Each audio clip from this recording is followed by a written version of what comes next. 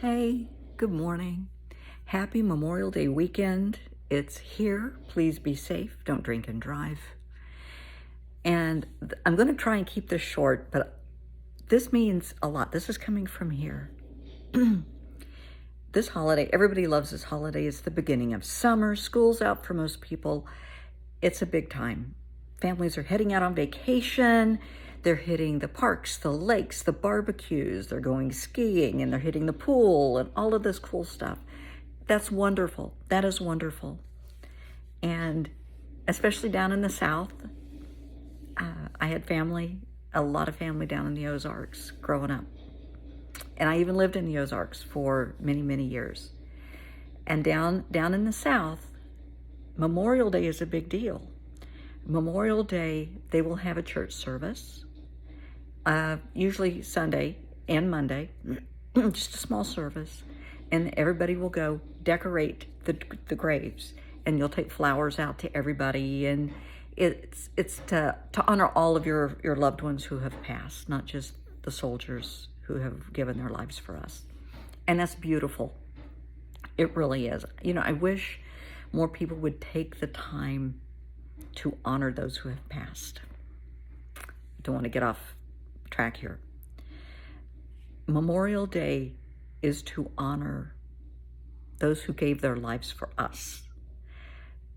And it's not just the soldiers who died in the battle. I'm going to try not to get emotional. I get really teary because I deal with so many vets. This hits close to home. It's not just those who lost their lives in battle. And Lord knows there's been millions and millions of those. And remember them, honor them, cherish their memory, honor their memory, honor what they stood for. But it's not just them. Think about those that came back with horrific physical, mental, and emotional wounds, traumatic brain injuries, loss of limb. Horrible.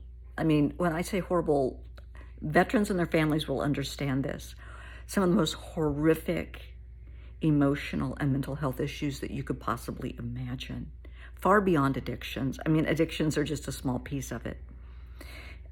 What they brought back, those scars run deep and they run eternal. And it's a continual battle for them. Every day is a battle. We honor them.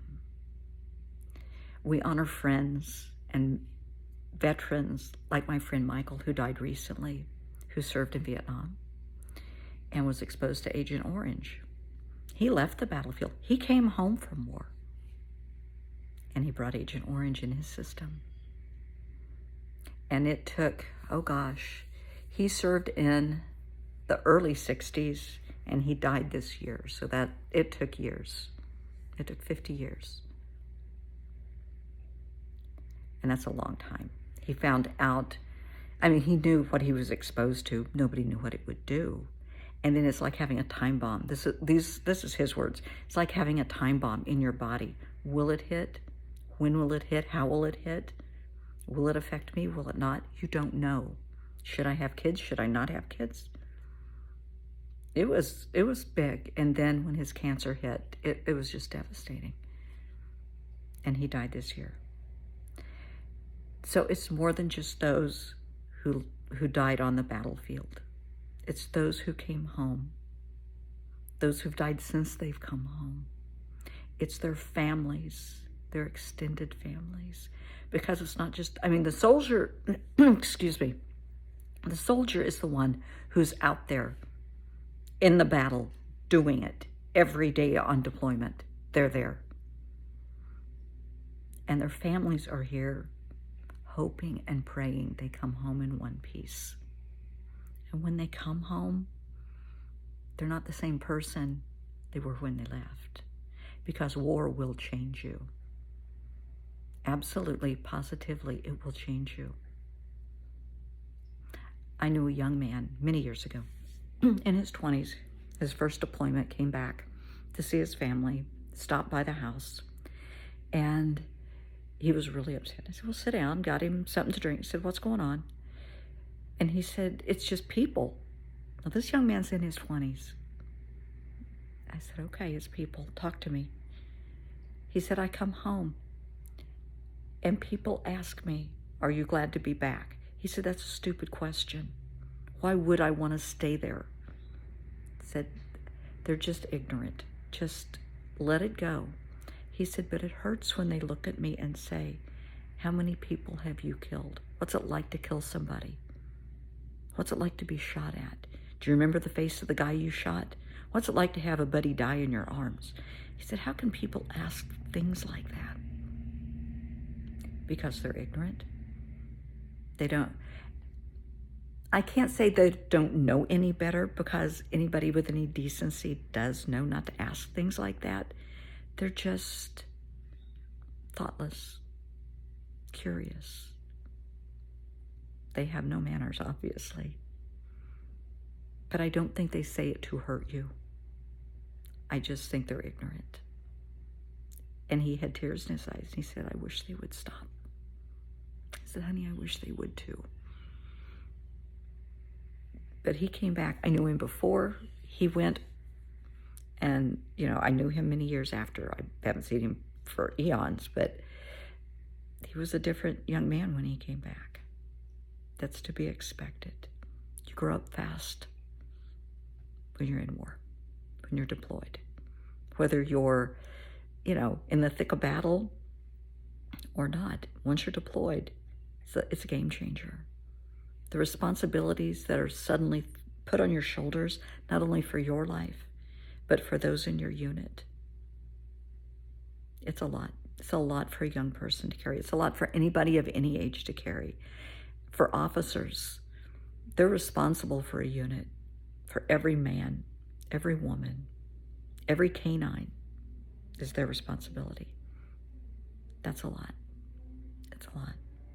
And you might think that they're real assholes and they don't care. Honey, they care. They have to put up a facade. That's their persona. They have to appear like that in front of the troops. They have to. But trust me, when they talk to me, it's a different story. I see the tears and the pain and the regrets, the shoulda, woulda, coulda. But honey, it's in the past. It's a life lesson learned, and now we go on, okay? So it's Memorial Day. To everyone watching this who has served, family members of those who have served and lost their lives. I've had family members that have served and came back, thank God. I cannot say thank you enough. Thank you seems so trivial.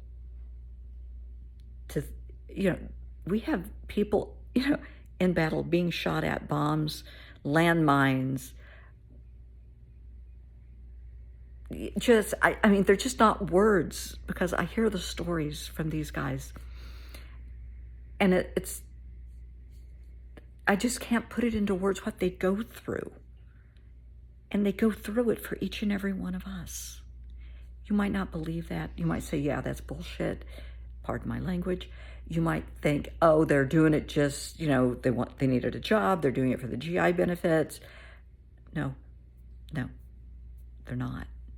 They're doing it for each and every one of us. They're doing it for me. They did it for my son and his family, for my granddaughter. They did it for her. So that we have the rights to have the opportunity to believe and explore any religion that we wish, any culture that we wish. The freedom of speech, to speak out, speak up about whatever you want. Just don't do it violently. But you can have an opinion and you can voice your opinion. And that's fine. They fought for our liberties, our freedoms. If you see a veteran, stop. Thank them. Give them a hug. Buy them a cup of coffee. Buy them lunch. But say thank you. Absolutely say thank you.